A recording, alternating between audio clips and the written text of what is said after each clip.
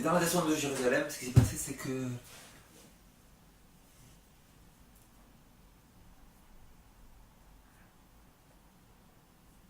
c'est que donc ces deux choses, la fierté et le légalisme, ont fait en sorte que dans des choses qui ont l'air rien du tout dans ce monde aujourd'hui, juste être fier, juste être légaliste, on ne va pas être arrêté pour ça. Pourtant, ces deux choses ont fait en sorte que les pharisiens ont vu Jésus et n'ont pas accepté Jésus. Et ils ont fait en sorte que tout le peuple juif et tout Jérusalem ait rejeté Jésus en grande manière. Ils ont fait en sorte que 30 ans après, Titus est arrivé et a détruit Jérusalem.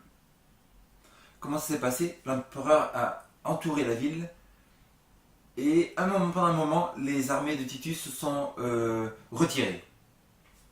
Et dans Matthieu 24, il y a écrit que Jésus dit quand vous voyez tout ça, dit que votre fille ne soit pas un sabbat ou un jour de repos, ou en hiver. Et donc, c'était le signe que tous les chrétiens doivent sortir de la ville et partir très vite. Et c'est ce qui s'est passé, personne ne les a arrêtés. Et après, Titus est revenu, c'est incroyable, c'est un signe impressionnant, que vous pouvez regarder ça dans l'histoire, dans les livres d'histoire et tout. Jésus dit dans Matthieu 24 que les armées vont se retirer de Titus, et c'était le signe pour les chrétiens de sortir de la ville.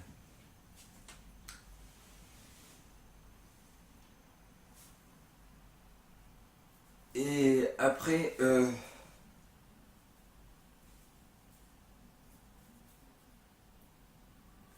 ce qui s'est passé, c'est que les chrétiens sont partis et Titus est revenu. Et la furie dedans de l'armée de Rome était incroyable. C'est-à-dire qu'il y avait des morts partout tellement qu'il y avait des monceaux de morts. Avant ça, elle a dit que dans le chapitre, la destruction de Jérusalem, elle dit que dans le temple, quand les officiers dans le temple la nuit, ils entendaient des voix qui disaient partez d'ici, partez d'ici, partez d'ici. Ils voyaient des lumières incroyables le soir qui étaient juste au-dessus du temple de Jérusalem pendant la nuit. Les portes de Jérusalem, qui étaient tellement puissantes, ont été ouvertes toutes seules, sans main humaine. Un homme, pendant 7 ans, marchait dans Jérusalem, disant destruction du nord, destruction du sud, destruction de l'est, destruction de l'ouest. Ils l'ont mis en prison, ils l'ont torturé et tout. Et tous ces présages qui prédisaient que la destruction de Jérusalem. Et en fait, il y avait tellement de morts après l'empereur Titus qu'il y avait des monceaux de gens partout, que les soldats devaient marcher sur des tas de gens totalement détruits.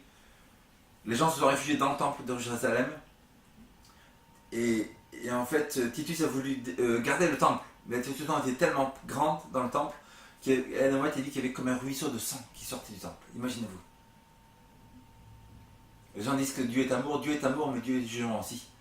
Et tout ça pour avoir rejeté son fils, rejeté à cause de la fierté, à cause de la méchanceté, à cause de l'incrédulité, à cause du légalisme. Toutes ces choses-là qui n'ont l'air rien du tout, que la plupart des gens n'y portent aucune attention, à faire en sorte qu'il y a une destruction terrible de la ville. Ça, c'est ce qui va se passer bientôt dans le monde, partout. La destruction de Jérusalem est un exemple de la destruction globale qui va se passer maintenant sur toute la terre.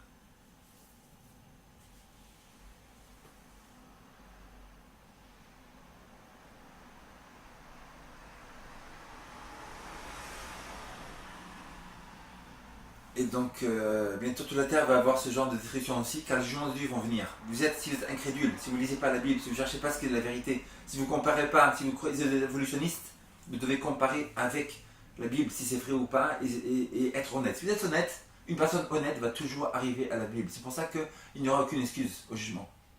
Que vous soyez musulman, bouddhiste, athée, hindou, tout ce que vous voulez, tout le monde Jéhovah, mormon, si vous êtes honnête et vous comparez ça avec la vérité, vous arrivez à la vérité toujours de la Bible et de l'église de la fin des temps. Est-ce qu'il y aura une excuse? Il n'y aura aucune excuse, car les Bibles sont partout dans le magasin, la Bible est gratuite sur internet, vous pouvez chercher, faire une recherche tout seul. Le Saint-Esprit vous parle tous les jours pour vous dire cherchez, cherchez, cherchez. C'est à vous de faire cette recherche. Ok, Dieu vous bénisse.